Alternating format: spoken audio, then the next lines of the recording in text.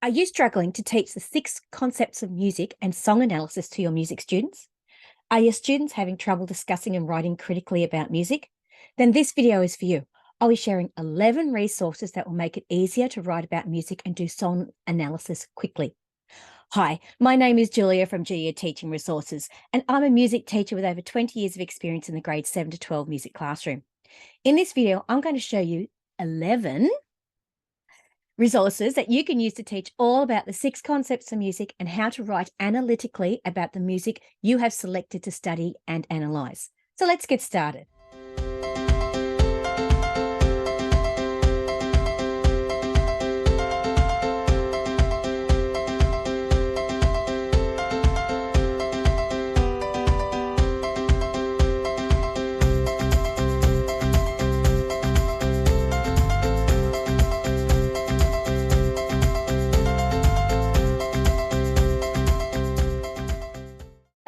Writing about music resources that make song analysis easy.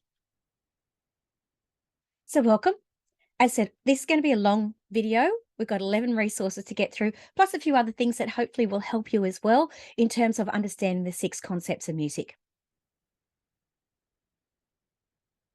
Hi, I'm Jooya from Jooya Teaching Resources, and my mission is to help busy music teachers like you in classrooms around the world with the resources you need to teach music appreciation to inspire the next generation of musicians.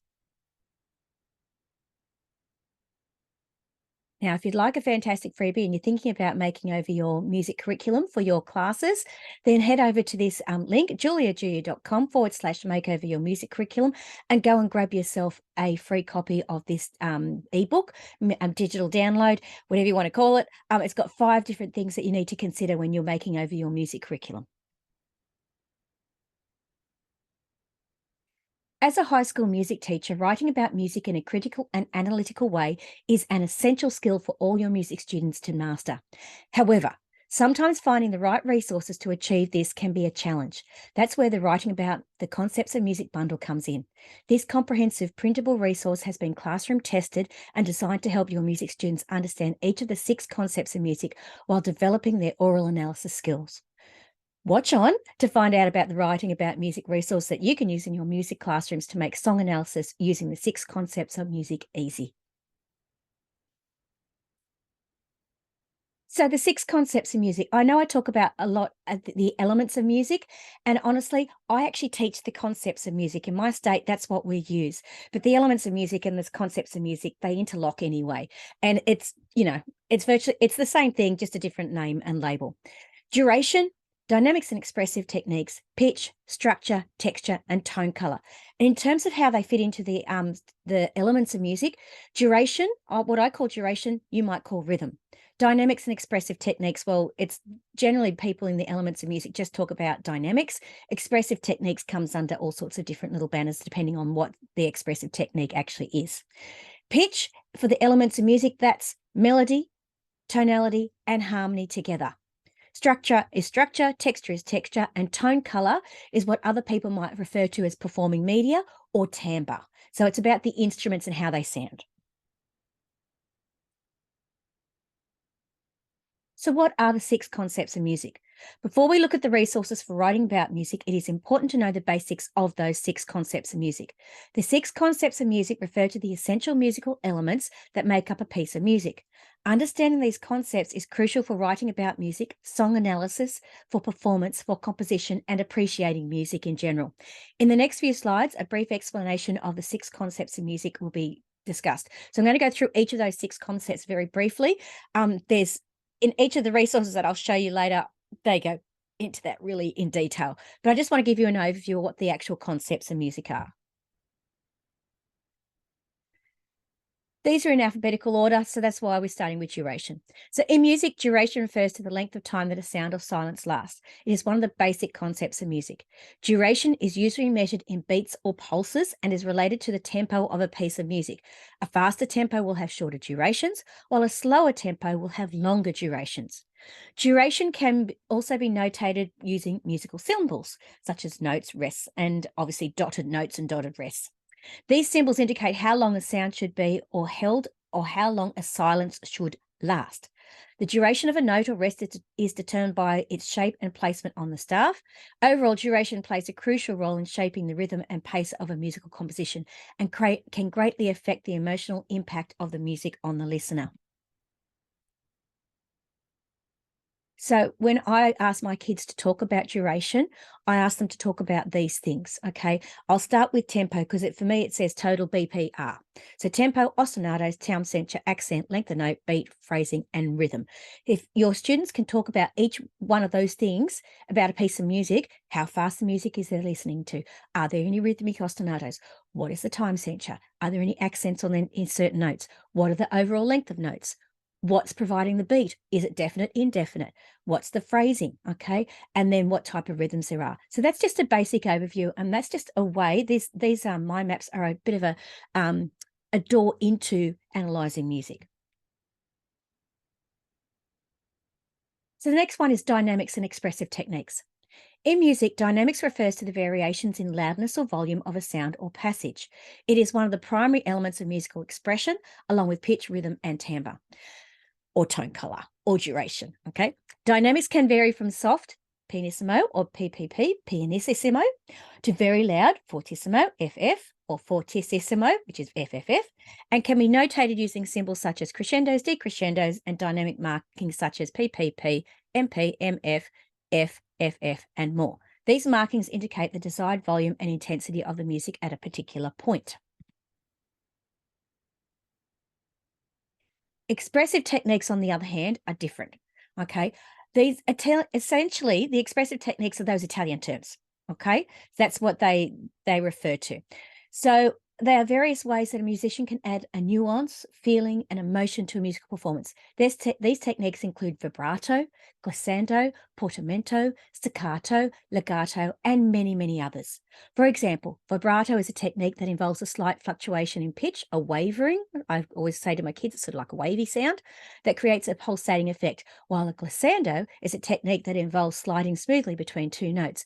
And for any music teacher out there, you obviously know that a glissando, if you've got the xylophones and the glockenspiels out, a kid would automatically go whoop, whoop, up and down the thing, and it's like, no, we don't do those glissandos. Legato playing involves connecting notes smoothly, while staccato involves playing notes in a short and detached manner. Overall, dynamics and expressive techniques are important components of musical performance, allowing musicians to add depth and feeling to their interpretations of a piece of music. Now, when I'm asking my kids to actually analyse using the dynamics and expressive techniques concept, if they've got to do that, I do direct, okay? Dynamics, identify, range, register, roll. Expressive techniques, changes, and tempo, okay? And it's pretty self-explanatory. As said, if anytime you need to, just pause the video so you can have a look. These actual, what do you call it? Mind maps are in the bundle, so you don't have to worry about it. These resources are there, and you get a few different variations, coloured versions, which I used to use these to display in my classroom, but you can also get plain black and white versions with nothing on them so that kids can actually write onto them. So moving right along, pitch. In music, pitch refers to the perceived highness or lowness of a sound, how high or low. It is one of the fundamental elements of music, along with rhythm, dynamics, and timbre or tone color. Pitch is determined by the frequency of the sound wave, if you want to get into the scientific part of it. With a higher frequency, waves produce higher pitches, and lower frequency, waves produce lower pitches. And a higher frequency has a much quicker wave, and a lower frequency has a slower wave. The unit of measurement for pitch is hertz. In Western music, the pitch system is based on a standard set of 12 notes arranged in an octave. These notes are named using letters through A to G and can be modified by sharps or flats to create additional pitches. So if we're thinking about a piano scale, we're talking the white notes are your A, B, C, D, E, F, Gs, okay, and the black notes are your sharps and flats, okay? Musicians use musical notation to indicate the desired pitches in a composition, using symbols such as notes and clefs to indicate the specific pitches that should be played or sung. Pitch plays a crucial role in defining the melody of a piece of music and can greatly affect its emotional impact. The use of different pitches and intervals can create a sense of tension or release and can help to convey a wide range of emotions and moods. Now, one of the best ways to I use to actually explain that tension is there's a big fan of Big Bang Theory, but there's an episode where Amy tries to talk about to help Sheldon get over his need to finish things. Okay. And so she would play a song and end on the second last note. And as a musician, you know that you just want to have that resolved. You just want to hear that last note because it just leaves you hanging. And that's what, depending on the pitches used, that's how important pitch is in a piece of music. It can give you that sense of, oh, thank you. Or geez, just finish that piece because that's really hurting. It does sometimes. So when writing about pitch, I use morph, melody, ornamentation, range register, and roll. Okay. And then phrasing and harmony. Okay. So pitch obviously means the height or depth of sound. So they're the different things you've got to consider about when you're writing about music. Structure. So in music, structure or form, musical form, refers to the organization of musical elements and the overall arrangement of a composition. It includes the relationship between sections of a piece of music and the use of repetition and variation and the way musical ideas are developed over time. Now, depending on the type of structure being used and the type of music that's being performed, depends on how those variations or how things are arranged. Musical structure can be analysed on several levels, from the smallest elements, such as individual notes and chords, to larger overall structures, such as phrases, sections, and entire movements. So you can go, what one of my colleagues used to do, on the micro level, macro level, or go from macro to micro. It depends, big picture to small picture. Common structures in music include binary, A-B, ternary, A-B-A, rondo, A-B-A-C-A, which can actually keep going, and sonata form, which is exposition, development, and recapitulation. Sorry. These structures provide a framework for composers to create coherence and balance within their works. In addition, musical structure can also include the use of motifs and themes, which are recurring musical ideas that help to unify a composition. Overall, musical structure is an essential aspect of musical composition, helping to shape the listener's experience and providing a sense of order and direction to the music. And again, it's a bit like that release and tension thing. You sort of know you sort of can feel where the music is going to go and what section it's going to go to next. If you want to create tension, don't go there. Okay. If you want to create something that's nice and pleasant for somebody, obviously keep moving the sections along. But especially with rondo form, it's that return to A every section, every time, that gives the listener like, oh, I know this part and I can da da da. And then it goes to the next bit. Oh, that's exciting. Oh, I'm back to that part that I know. So with structure, think about tripod. Type of structure, range, roll, register, identify, phrasing, ostinato, and diagram. I know I put range, roll, register in there a fair bit, but you really can't talk about a piece of music without talking about the instruments that perform it and what their ranges are and what their registers are and what role they're performing in the music. So you sort of need it, because especially with structure, the role of the instrument might change between sections. Okay, or it might be that it's the entire piece has the same instruments have the same role, which is not always the case. Okay, sometimes they change up. Texture. So this is our second last one. In music, texture can also be called layers of sound, refers to the way that different musical elements are combined to create the overall sound and feel of a composition. It can be described as the relationship between the different layers of sound that make up a piece of music. Essentially, thick or thin. Okay, that's what I sort of tell my kids, or sparse or dense. Okay, so few layers, many layers. Think of a duet as very thin, and think of an orchestra with everybody playing as thick. Okay, basic terms there. Texture can be classified into several types, including monophonic, homophonic, polyphonic, and heterophonic. Monophonic texture involves a single melodic line by one instrument or voice. Homophonic texture, which is what most Western music is, involves a melody accompanied by harmonic support, with the melody typically played in the highest voice or sung by the lead vocalist. Polyphonic texture involves two or more independent melody lines or melodic lines played or sung simultaneously, creating complex and interweaving of melodies. And a lot of Baroque music does that. A lot of like a round or a canon, they're melodies that are started at different times, but they're heard independently. Like you can hear them quite independently. And heterophonic texture involves multiple performers playing or singing the same melody with slight variations or embellishments, creating a rich and layered sound. So for that one, heterophonic, it's actually sometimes hard to hear. But say that there's a singer and a piano player playing, and they're both performing the melody, okay? And the piano player might actually play it quite, I'll use the word straight, but just embellished. No ornamentation, just plays it. Whereas the singer might be adding all these extra things to it. Okay, it's still the same melody, but they're adding their little parts to it. Musicians use texture to create variety and interest in their compositions and to convey different emotions and moods. Now, you can imagine that, when it's a thicker, denser texture, it's usually a bigger sound, which can create like an uplift or something dark and intense happening. Whereas if it's a thinner, lighter sound, okay, not many instruments playing, it's a much more delicate sound, okay, usually. Texture can also change with the composition, providing contrast and highlighting different musical ideas. So going from thick to thin to thick, those changes. Overall texture is an important element of musical composition, contributing to the overall sound and feel of a piece of music. So when talking about texture, we're talking about dip D. So density, okay, so thick, thin, sparse, dense, whatever it happens to be. The instruments that are used in there in each section and what are those layers doing? Phony. Phony is a phony word, but it's that monophonic, homophonic, polyphonic, heterophonic, and then a diagram. And I always get my kids to do a diagram of each of the sections. And you can't do texture without doing structure, because you have to know what's happening, what each of the sections are, and be able to identify it, and then list or actually draw what are the instruments and what's actually performing in each section. So the last of the 6 concepts in music is tone color. Now, for those who study the elements of music, you might refer to this as timbre, okay, but slightly different. But tone color, performing media, sound sources, pitch material, all those sorts of things. We're referring to instruments, the instruments in the piece of music, essentially.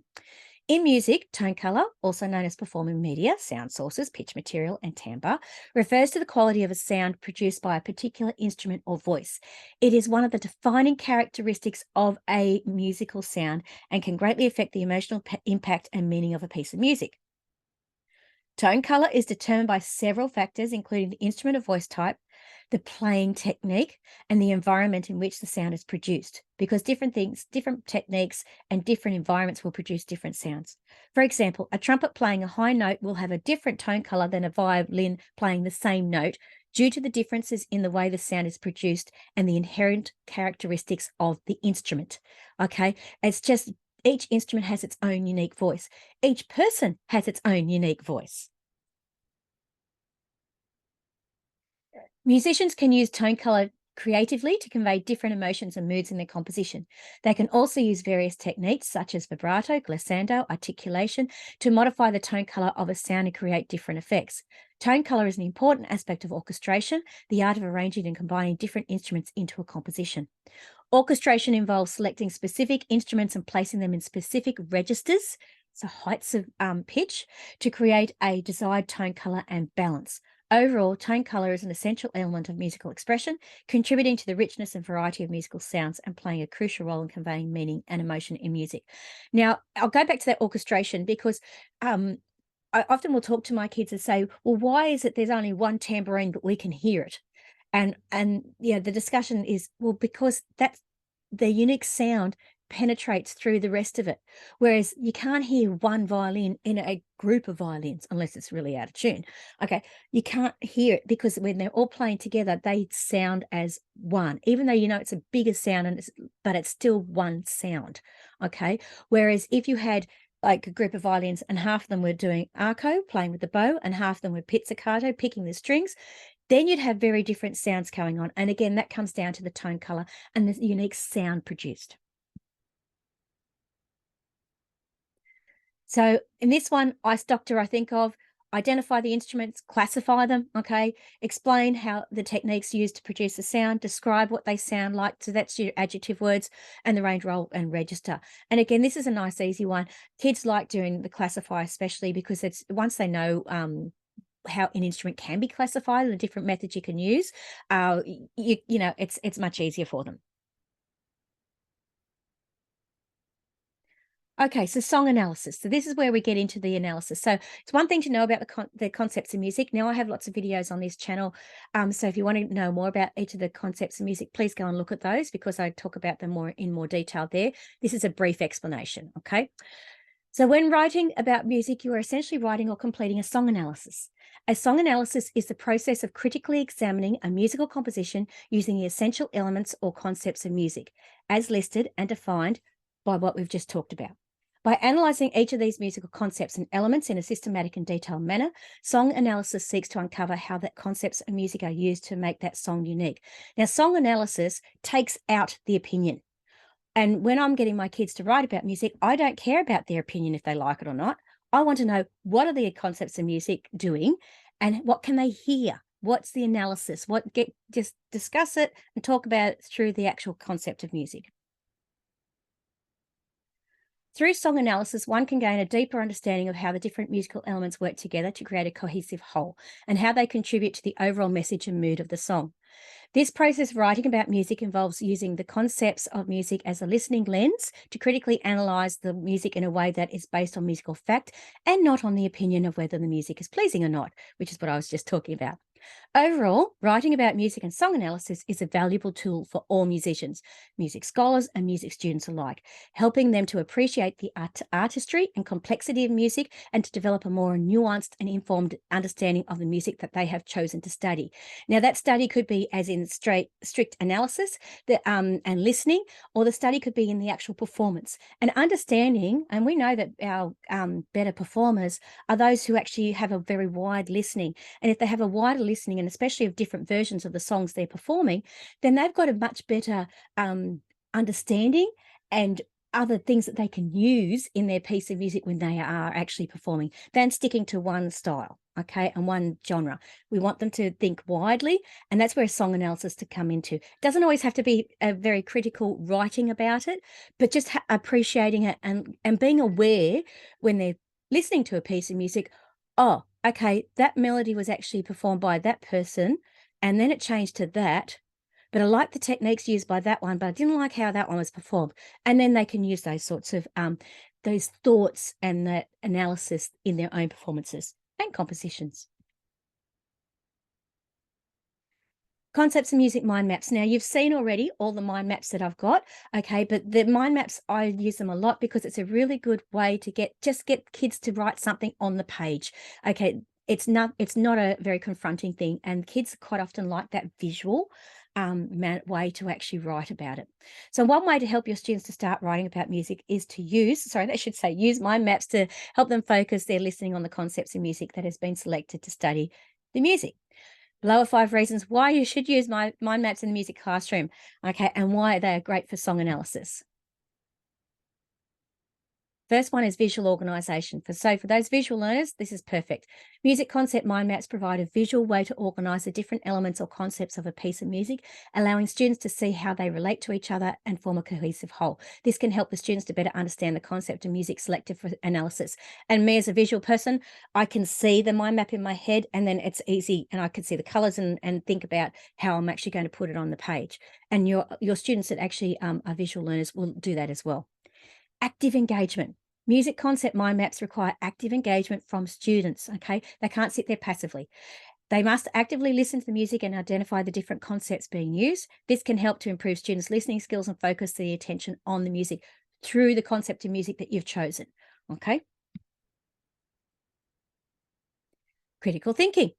Creating a music concept mind map involves critical thinking, as students must analyse and evaluate the different concepts of a song and determine how they relate to each other. This can help to develop students' critical thinking and skills and encourage them to think more deeply about the music they are listening to. The next one is collaboration, especially if you actually get kids to work on these things together. And I suggest you do, because they learn more from each other than they do from you. Sorry to tell you that, but that's what's the truth. Music concept mind maps can be created collaboratively. You're allowing students to work together and share ideas about the different concepts of a song. This can promote teamwork and communication skills and can help students to learn from each other and build on each other's ideas, which is really important. And the last one is creativity.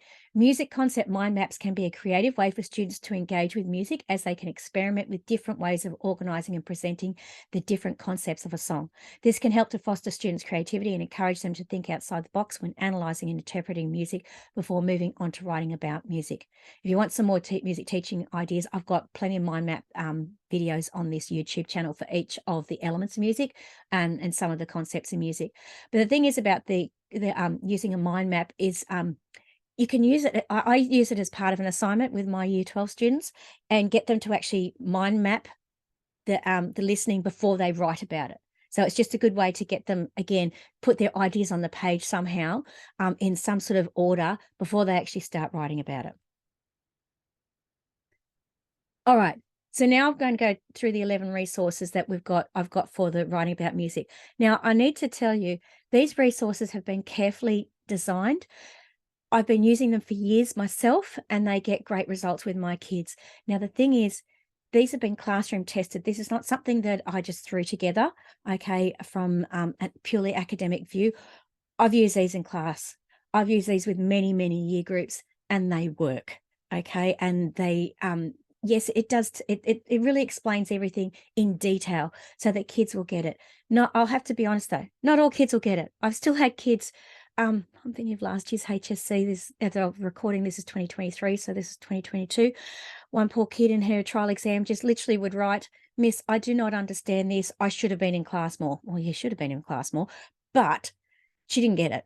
And it didn't matter. And I'd had her since year 7, and she just didn't get it for whatever reason. She was a great performer, but the poor kid just couldn't get it. But most of my kids, majority of my kids, 99% of my kids do get it. Okay. So on the next few pages, a list of 11 resources for writing about music that will help you and your students set up for success for the 6 concepts of music. Now, this is year 11 and 12 level. Okay. I do have another bundle which is aimed at the year 9 and 10 level, but this is the year 11 and 12 level. Each of these is linked to my Teacher Pay Teacher store, so you'll be able to go and get them over there where you can purchase at any time. And once you've purchased, you've got instant access and you'll be able to download straight away. So as I said, head over to my Teachers Pay Teacher store and you'll be able to find it. If you go to the 6 concepts of music category, you'll be able to find the bundle. So the bundle looks like this at the moment. Okay, I might change the cover, you never know. All right, but this is the Writing About Music bundle. So you can see that the different parts that are actually in it. There's more than this, but this is just to give you an idea of what you'll actually see. Again, being that visual person helps to know what you're looking for. So you've got duration. Now you can see there that there's lots of different things for duration. Okay, it goes through every single part. Everything that I talked about on each of those mind maps, it goes into each of one of those parts of the mind map in detail and does a listening example with the kids and a writing about music example. I give you 2 versions of writing about music. One is a point form version and one is a paragraph version. It's up to you which one you prefer to teach. Okay. Honestly, it's better, like whatever your kids prefer to write in. I've had kids do both and I don't mind. But it gives you both sets of versions for each one of these parts in the actual Writing About Music bundle. Then obviously dynamics and expressive techniques. And again, it goes through all of them. It has listening examples. It has all sorts of things, lots of information for you. Pitch, same deal, does all the parts of pitch, goes into everything in detail. Plus, I should say they have questions at the end. So student samples, alrighty. So you've got a sample to pull apart and then to rewrite and then actual questions to practice as well. Then structure.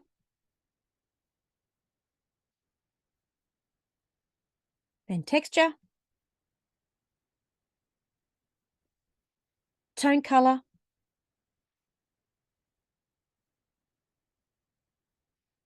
And the key to it is these little beauties, okay? The concepts of music question cards. Okay, these are really, really, I suppose the nuts and bolts of everything. Because once you've gone through all the concepts, there's certain questions that the kids need to ask when they're talking about duration, and the first thing they want to talk about is tempo. Well, they've got to be able to describe the tempo. Is it fast or slow? They've got to be able to give it the Italian term. They've got to be able to say whether the tempo stays the same or changes.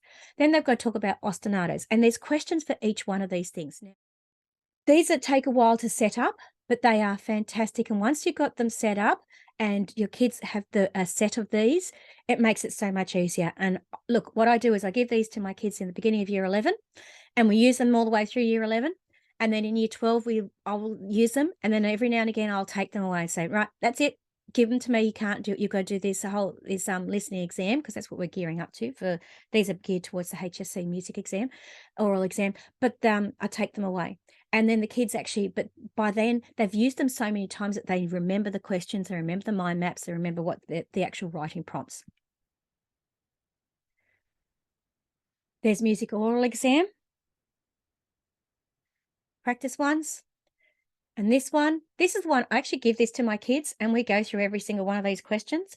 And it's basically a combination. I literally went through and did any possible combination you could with each of these. So it might be pitch and texture, might be pitch and structure, might be pitch and duration. Okay, any combination. The kids probably won't ever get that, but it's a good idea to have them do lots and lots and lots of different questions.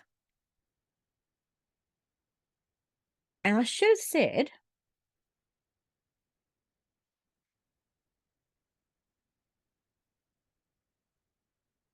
in the bundle is also an other questions um, piece as well. So that encompasses all the concepts of music. So it's all the concepts of music that do that, so that the kids can, because when they've got to talk about a comparison question or a unity question or a tension question or variety or differences, whatever it happens to be, they need to be able to actually talk about all the concepts of music. And that is actually in that bundle as well, which I didn't show you there. I don't know why.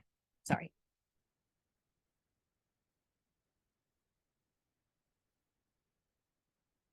5 benefits of teaching writing about music.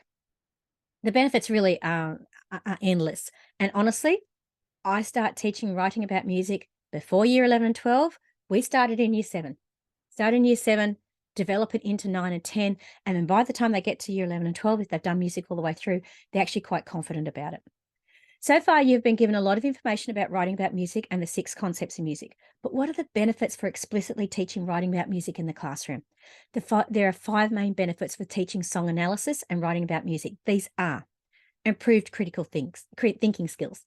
Writing about music requires students to think critically and analytically about the music they are listening to, identifying and evaluating different elements such as melody, harmony, rhythm, and form, or pitch, texture, tone color, structure, dynamics and expressive techniques, all those things. Developing these skills can help students to become more thoughtful and nuanced listeners, as well as better problem solvers in the other areas of their lives. The next benefit is enhanced communication skills. Writing about music involves expressing ideas and opinions clearly and effectively in written form. Developing these skills can help students to become more confident communicators, better able to articulate their thoughts and feelings in a variety of contexts. And I know that my kids, because the way I specifically teach it, okay, their writing skills are better in other subjects. Okay. It crosses subject boundaries. Okay. And they go, oh, I can do that in this subject. Yeah, you can. Please do that. Increase creativity. Writing about music allows students to explore their own ideas and interpretations of the music, encourage them to think creatively and imaginatively about the music they are listening to. This can help to foster their own creativity and encourage them to approach music and other subjects in new and innovative ways. And that's the thing. They can talk by listening and having that analytical skills. It really does improve not only their own performances and own compositions, but and writing about music, their analytical skills, but in other subjects as well. It helps to provide a better understanding of music theory. Writing about music requires students to have a solid understanding of the fundamental principles of music theory, such as scales, chords, and harmony, which again is woven into each of these things, because you can't talk about duration without talking about note values, or what is a time signature and what defines a time signature and what types of time signatures there are, simple, compound, okay, all those sorts of things. Again, you can't talk about pitch and you can't talk about scales or chord progressions without them understanding those things. So they have to have a greater understanding of music theory, and it helps them with that through the concepts of music. Developing this understanding can help students to become more proficient musicians, as well as better listeners and more informed consumers of music. Improved academic performance. Developing writing about music skills can have a positive impact on students' academic performance, as these skills are closely related to other important academical skills, such as critical thinking, communication, and creativity. By honing their writing about music skills, students will be better equipped to succeed in other academic courses that they are studying in school. Music concept videos. Now, I've already mentioned this much earlier in this video, but I've got stacks of videos on this YouTube channel which talk about each of the concepts of music. And there might be something called like master texture or master talking about blah, blah, blah. Okay, go and have a look. I've got each of them. So if you actually are looking for a particular type of music concept of music, please go and have a look at those. So to help you and your students with their writing about music journey, there are stacks of videos on this channel with even more information about the 6 concept music and writing about the music process. Now, many, many, many years ago, I'm talking about 10 years ago as of the time of this recording, this is recorded in 2023. So in 2013, 2012, that long ago, I recorded a stack of videos that I don't have. I lost access to that YouTube channel many, many years ago. But if you actually type in the concepts of music and HSC, you'll find a stack of videos with my name attached to them. Okay. And then you'll be able to find them. And that stuff's for free. Now, what's in those videos is basically forms the basis of what's in each of the resources that I've talked about today, the 11 resources I've talked about today. So, you know, it all interlocks together, okay? But if you want the actual printable stuff to go along with those videos, make sure you get the bundle. Writing about music is an essential skill for any music student, and as a music teacher, it's your responsibility to provide them with the tools they need to succeed. The Writing About Concepts of Music bundle is an excellent resource for achieving this goal. It really does work, okay? It is a long, laborious process to go through. I'm not going to lie. There's a lot to get through because we're talking about the concepts of music. It's a big topic, but it's broken down in a way that kids will understand it. Using this resource, your students will be able to confidently analyze and write about music using the 6 concepts of music: duration, dynamics and expressive techniques, pitch, structure, texture, and tone color. Don't miss out on the opportunity to give your students the edge they need. Try out the bundle today. And I'm serious about that. If you want your students to succeed, go grab the bundle and go through it, because everything is there for your students to help them write about music in a critical and analytical way. So I've talked about this one before, but if you are thinking about changing up your music curriculum, please go grab that download, which has got 5 ways and 5 things to consider that when you are changing up your music curriculum. So it's jooya.com/makeover your music curriculum. If you'd like another freebie, now I've talked about the concepts of music here, but the elements of music are very closely related, and they're linked in there. If you want to know a set of the free mind maps for the elements of music, go to jooya.com/free mind maps. And they're the blank versions of everything that's actually on my website, which is at jooya.com. Again, if you want to know more about the elements of music, and I've got stuff about the concepts of music and how they fit in together, because they do. They're really the same thing. Go to my website, jooya.com. And again, you can buy the resources over on my Teachers Pay Teachers store, Jooya Teaching Resources. Thanks for watching. Now, if you've got this far, thank you so much. Alrighty, but make sure you subscribe to the YouTube channel because I put out new videos just about every week. Sometimes I miss a week depending on what's going on in life, because life is life. But make sure you hit the subscribe button below so that you get the alerts and the notifications about new videos. So I hope that these resources have shown you enough that you go, yep, I need these for my kids. And honestly, they really do work. I said I've been using them for many, many years. I developed them in the early 2000s, somewhere 2006, 7, 8, somewhere around there. They sort of started to develop because I saw a need in my kids and how they were struggling to find things, because I'd picked up classes that I hadn't taught in years 9 to 10. I'd only picked them up in 11 and 12, and it made it really hard for them because they didn't have that basis and that background. Whereas my kids now, because if I've had them in year 7, then 9, 10, and I get them again 11, 12, it makes it much easier because I've already taught them so much of the fundamentals, so that by the time we get to year 11 and 12, we're just expanding on their what they already know and going deeper into the concepts of music, but they already have it. And I can tell you now that, I mean, there's kids that I had that I've had in the past who in year 10 could probably do the HSC music exam at a decent level, all right, better than some of my year 12s at the time. But I've had kids that they are already at that point at year 10, so that when we get into year 11 and 12, I'm just pushing them that little bit further about how to maximize those marks and get what they need out of the exam. So if you're looking to make your life a little bit easier, make sure you go grab the Concepts of Music bundle, Writing About Music bundle over my Teachers Pay Teacher store. You won't regret it. It's something, once you've bought it for once, you've got it as a lifelong teaching tool, and you will use it year after year after year after year after year. It's designed because it won't change. Like, things don't change. The concepts of music remain the same. You might want to change the music you listen to and study, but honestly, the concepts don't change. Until next time, I'm Julia from Jooya Teaching Resources. Happy teaching. Bye.